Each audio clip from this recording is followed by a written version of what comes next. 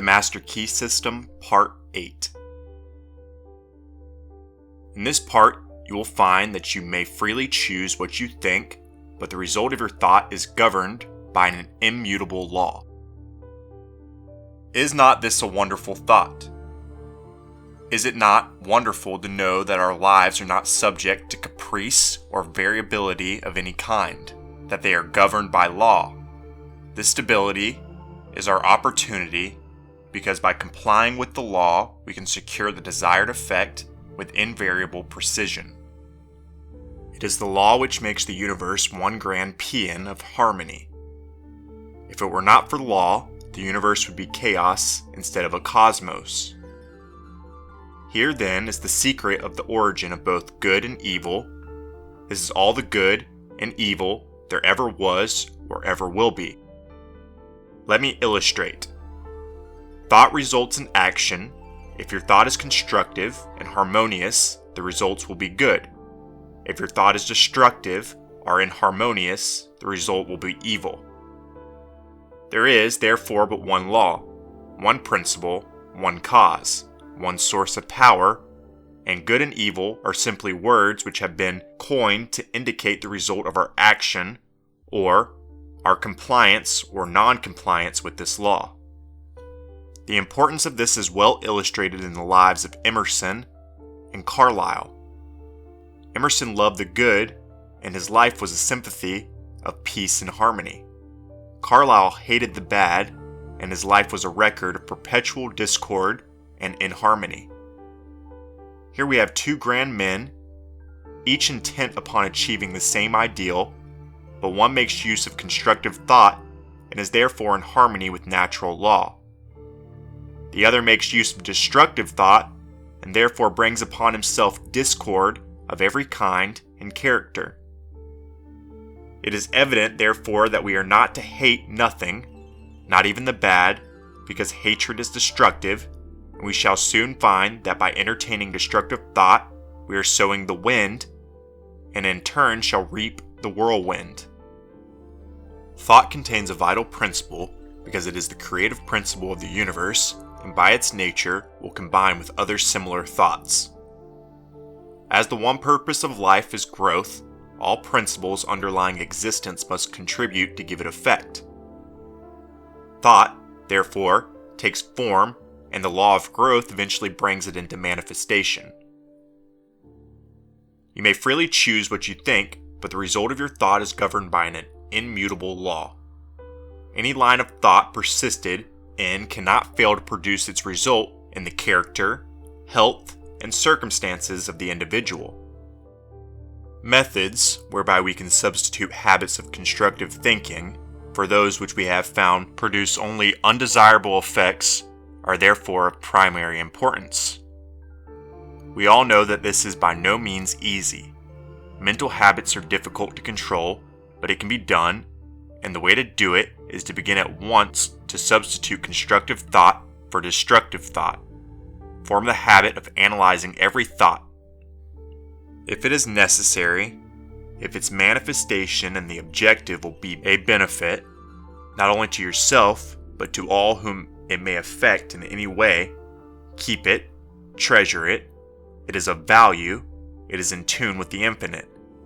It'll grow and develop and produce fruit 100-fold.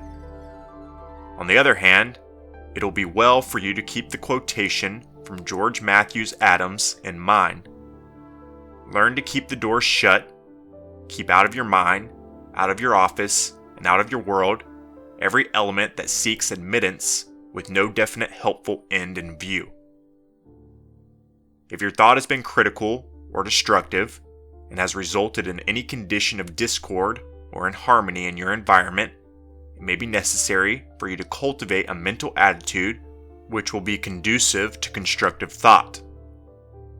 The imagination will be found to be a great assistance in this direction. The cultivation of the imagination leads to the development of the ideal out of which your future will emerge. The imagination gathers up the material by which the mind weaves the fabric in which your future is to be clothed. Imagination is the light by which we can penetrate new worlds of thought and experience. Imagination is the mighty instrument by which every discoverer, every inventor, opened the way from precedent to experience. Precedent said, it cannot be done. Experience said, it is done. Imagination is a plastic power, molding the things of sense into new forms and ideals. Imagination is the constructive form of thought, which must precede every constructive form of action. A builder cannot build a structure of any kind until he has first received the plans from the architect, and the architect must get them from his imagination. The captain of industry cannot build a giant corporation, which may coordinate hundreds of smaller corporations and thousands of employees, and utilize millions of dollars of capital until he has first created the entire work in his imagination. Objects in the material world are as clay in the potter's hand. It is in the master mind that the real things are created, and it is by the use of the imagination that the work is done. In order to cultivate the imagination, it must be exercised.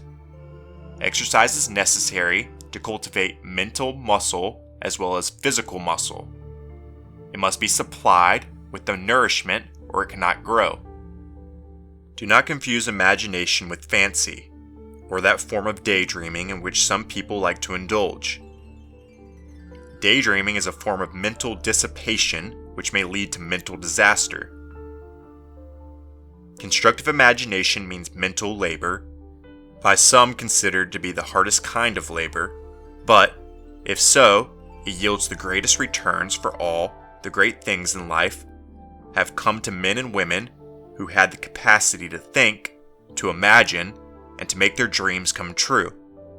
When you have become thoroughly conscious of the fact that mind is the only creative principle, that it is omnipotent, omniscient, and omnipresent, that you can consciously come into harmony with this omnipotence through your power of thought, you will have taken a long step in the right direction. The next step is to place yourself in position to receive this power. As it is omnipresent, it must be within you. We know that this is so because we know that all the power is from within, but it must be developed, unfolded, cultivated. In order to do this, we must be receptive, and this receptivity is acquired just as physical strength is gained by exercise. The law of attraction will certainly and unerringly bring you to the conditions, environment, and experience in life corresponding with your habitual, characteristic, predominant mental attitude. Not what you think once in a while when you're in church or have just read a good book, but your predominant mental attitude is what counts. You cannot entertain weak, harmful, negative thoughts 10 hours a day and expect to bring about beautiful, strong, and harmonious conditions by 10 minutes of strong, positive, creative thought. Real power comes from within. All power that anybody can possibly use is within man, only waiting to be brought into visibility by his first recognizing it and then affirming it as his, working it into his consciousness until he becomes one with it. People say that they desire abundant life, and so they do, but so many interpret this to mean that if they will exercise their muscles or breathe scientifically, eat certain foods in certain ways, drink so many glasses of water every day of just a certain temperature, keep out of drafts, they will attain the abundant life they seek. The result of such methods is but indifferent. However, when man awakens to the truth and affirms his oneness with all life, he finds that he takes on the clear eye, the elastic step, the vigor of youth. He finds that he has discovered the source of all power. All mistakes are but the mistakes of ignorance. Knowledge, gaining, and consequent power is what determines growth and evolution. The recognition and demonstration of knowledge is what constitutes power. And this power is spiritual power. And this spiritual power is the power which lies at the heart of all things. It is the soul of the universe. This knowledge is the result of man's ability to think. Thought is therefore the germ of man's conscious evolution. When man ceases to advance in his thoughts and ideals, his forces immediately begin to disintegrate, and his countenance gradually registers these changing conditions. Successful men make it their business to hold ideals of the conditions which they wish to realize. They constantly hold in mind the next step necessary to the ideal for which they are striving. Thoughts are the materials with which they build, and the imagination is their mental workshop. Mind is the ever-moving force with which they secure the person and circumstance necessary to build their success structure, and imagination is the matrix in which all great things are fashioned.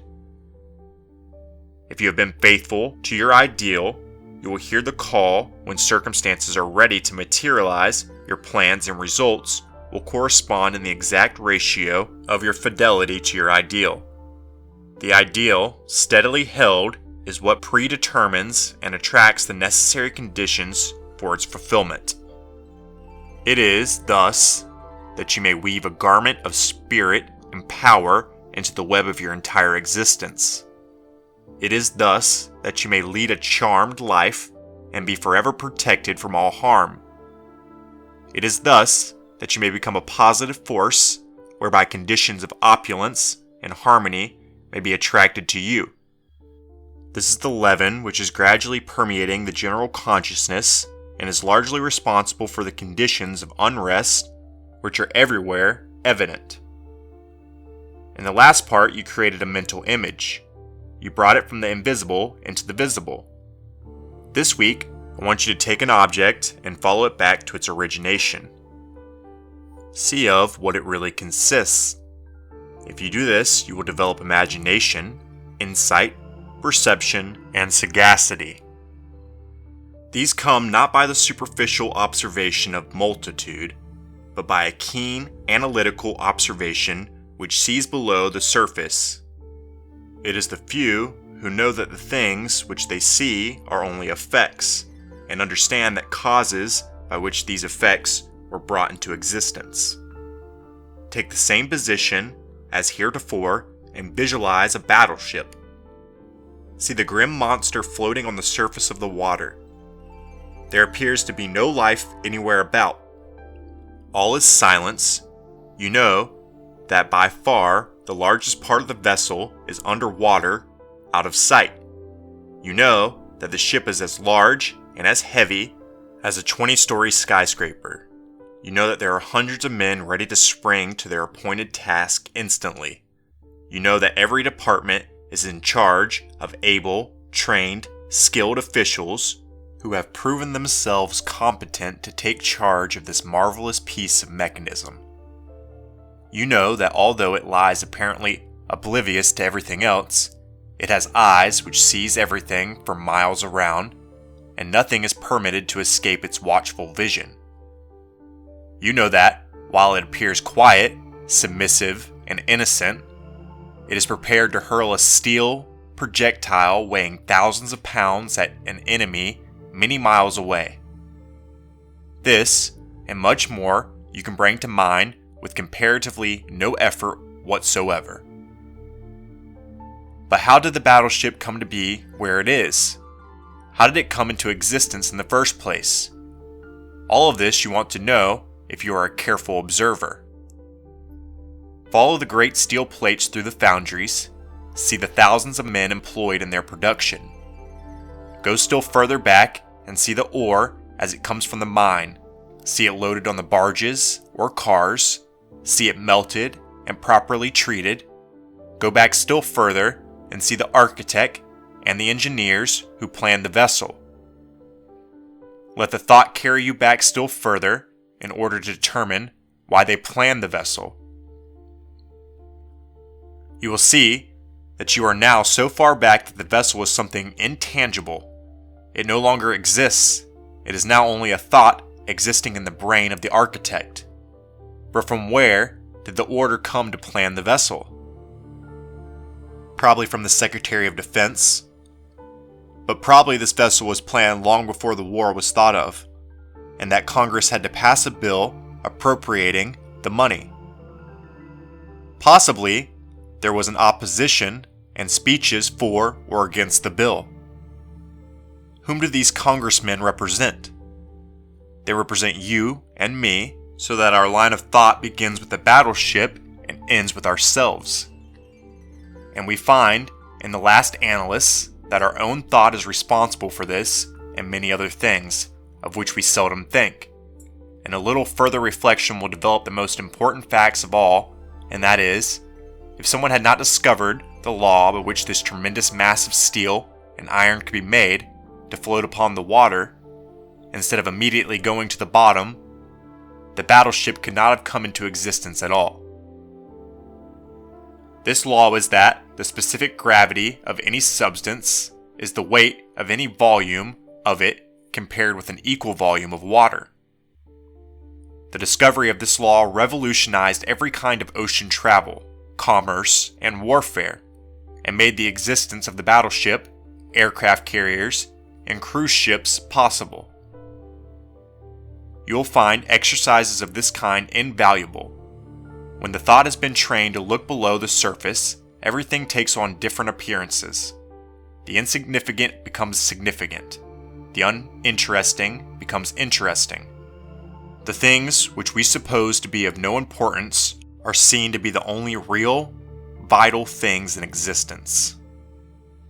Look to this day, for it is life, the very life of life.